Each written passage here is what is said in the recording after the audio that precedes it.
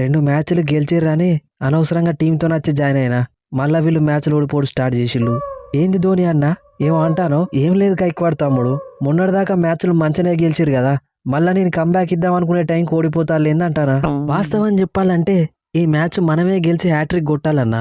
కాకపోతే శాంసన్ 7 రన్లకే అవుట్ అయ్యిండు, braves duck out అయ్యిండు, దూబే 21 రన్లే కొట్టిండు, అందుకే ఓడిపోవాల్సి వచ్చింది. మరి నువ్వు కొట్టిన 19 రన్ల సంగతి ఏంటి తమ్ముడు? కెప్టెన్ అంటే ముందుండి ఆడి గెలిపియాలి. ప్రతి మ్యాచ్ లో నువ్వు పవర్ ప్లేలో మింగిన బాల్లని ఆయుష్ మాత్రే తమ్ముడు వచ్చి కవర్ చేస్తాడు. పాపం చిన్న తమ్ముడు ఈ మ్యాచ్ లో కూడా 13 బాళ్లలో 30 రన్స్ చంపిండు. నెక్స్ట్ మ్యాచ్ లో ఫామ్ లా కత్తగాని మన టీం 7th పొజిషన్ లో ఉన్నదన్న. నువ్వు కంబ్యాక్ చేయడానికి ఇదే కరెక్ట్ టైము. తలా ఫర్ ఏ రీజన్. ఏం బ్యాటింగ్ చేసినావు అభిషేక్ బ్రో? 15 బాళ్లలో 50 చంపినావు కదా. మళ్ళా మన టోటల్ 190 దాటిందంటే దానికి కారణం స్టార్టింగ్ లో నువ్వు కొట్టిన 6లు 4లే.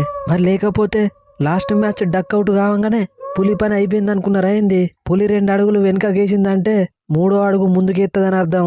సక్సెస్ఫుల్ గా ఈ సీజన్ లో 2వ హాఫ్ సెంచరీ, IPL లో 2000 రన్స్ కూడా కంప్లీట్ చేసుకున్నావు. మనం మ్యాచ్ కూడా గెలిచినావు. కంగ్రాట్స్ అభిషేకు. నాతో పాటు క్లసన్ అన్న కూడా హాఫ్ సెంచరీ కొట్టిండు. ఈ సీజన్ లో 3వ హాఫ్ సెంచరీ.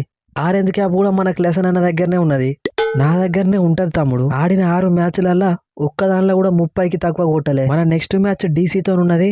ఇక అక్కడ సెంచరీ చంపుడే. శాంసన్ బ్రో, మన నెక్స్ట్ 3 మ్యాచ్లల్లా 2 మ్యాచ్లు ఎంఐతోనే ఉన్నాయి. వాళ్ళేమో వరుసగా మ్యాచ్లు ఓడిపోయి డిప్రెషన్లో ఉన్నారు. మన మీద కంబ్యాక్ అయితే ఇయ్యరు కదా. మనం ఏదో వరుసగా మ్యాచ్లు గెలిచినట్టు మాట్లాడుతున్నాం ఎందుకు గైక్వాడు? వాళ్ళు ఒక్కటి గెలిచిళ్ళు, మనం 2 గెలిచినాం, అంతే కదా. వాళ్ళు మన మీద కంబ్యాక్ ఎట్లిద్దాం అనుకుంటాలో మనం కూడా వాళ్ళ మీద గట్లనే కంబ్యాక్ ఇవ్వాలి, అంతే. ప్రఫుల్ బ్రో, మొన్నటి మ్యాచ్ గెలిపించినందుకు ఈ మ్యాచ్ ఓడిద్దామని ఫిక్స్ అయినావా ఏంది? ఏంది కెప్టెన్ బ్రో అంత మాట అన్నావు? మరి లేకపోతే ఏంది ప్రఫుల్ బ్రో? 3 ఓవర్లు వేసి 54 రన్స్ ఇస్తావా? అందరు బౌలర్లు ఎక్సలెంట్ బౌలింగ్ వేసి వికెట్లు తీస్తా అంటే నువ్వు మాత్రం ఇష్టం ఉన్నట్టు రన్స్ ఇచ్చినావు. లాస్ట్ ఓవర్ 18 రన్లు కొట్టేది ఉంటే జస్ట్ 7 రన్స్ ఇచ్చి గెలిపించింది కూడా నేనే కదా కెప్టెన్ బ్రో. ఇక వేరే ఆప్షన్ లేక నీకు ఇవ్వాల్సి వచ్చింది ప్రఫుల్. లేకుంటే ఏ కెప్టెన్ అన్నా గన్ని రన్స్ ఇచ్చినాక నీకు బౌలింగ్ ఇస్తాడా? ఇంకా సకీబ్ ని చూడు, కరెక్ట్ టైంకి దూబే వికెట్ తీసి మనల్ని మ్యాచ్లకు తీసుకొచ్చిండు. నెక్స్ట్ మనం ఆడబోయే డీసీతోని మ్యాచ్లా ట్రిస్టన్ స్టబ్స్ ని కూడా నేనే అవుట్ చేస్తా. నితీష్ బ్రో, బ్యాటింగ్ లో రన్స్ కొట్టకపోయినా గానీ బౌలింగ్ లో 2 ఇన్ఫార్మ్ ప్లేయర్స్ శాంసన్ మాత్రమే అవుట్ చేసినావు. 4 ఓవర్లకి 31 రన్స్ ఇచ్చి 2 వికెట్లు తీసినావు.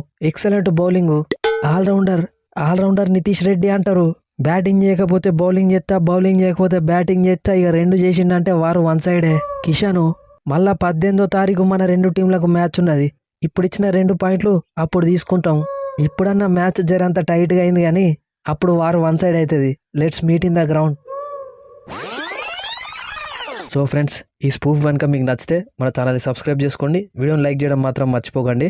అట్లనే నిన్న జరిగిన RCB versus DC highlights video కూడా ఆల్రెడీ అప్లోడ్ అయింది. లింక్ కింద డిస్క్రిప్షన్లో ఉంది. ఇంట్రెస్ట్ ఉన్న వాళ్ళు పోయి చూడండి. ఇవాళ జరగబోయే 2 మ్యాచ్లకు సంబంధించిన స్పూఫ్ కూడా ఒకే వీడియో చేసిన, దాని లింక్ కూడా కింద డిస్క్రిప్షన్లో ఉంది, చూడండి. ఇక నిన్న SRH వర్సెస్ CSK మ్యాచ్ గురించి మాట్లాడుకుంటే ఒక థ్రిల్లర్ మ్యాచ్ లాస్ట్ దాకా వచ్చింది మ్యాచ్. వాస్తవం చెప్పాలంటే SRH కొట్టిన 194 సరిపోదు కావచ్చు ఈ బ్యాటింగ్ పిచ్ మీద అనుకున్నాం.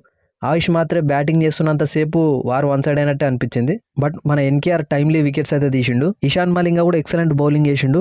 ప్రాఫుల్ హింగే కూడా కొద్దిగా మంచి బౌలింగ్ చేసినా కానీ ఈ మ్యాచ్ 20-30 రన్స్ తేడాతో గెలుస్తుండే. డివాల్డ్ బ్రేవిస్ డక్అవుట్ అవ్వడం CSKకి మైనస్ అయింది. వరుసగా 2 మ్యాచ్లు గెలిచినాక వాళ్ళు ఈ మ్యాచ్ అయితే ఓడిపోయారు. వాళ్ళ నెక్స్ట్ 3 మ్యాచ్లలో 2 మ్యాచ్లు అయితే ఎంఐతోనే ఉన్నాయి. ఇక 2 టీంలు కూడా బాటమ్ ఆఫ్ ద టేబుల్లోనే ఉన్నాయి కాబట్టి ఈ 2 మ్యాచ్లు ఆ 2 టీంలకు ఇంపార్టెంట్. సో చూద్దాం ఏం జరుగుతుందో. మీరేమనుకుంటారో కింద కామెంట్ సెక్షన్లో చెప్పండి. నెక్స్ట్ వీడియోలో మళ్ళీ కలుద్దాం. Thanks for your love and support.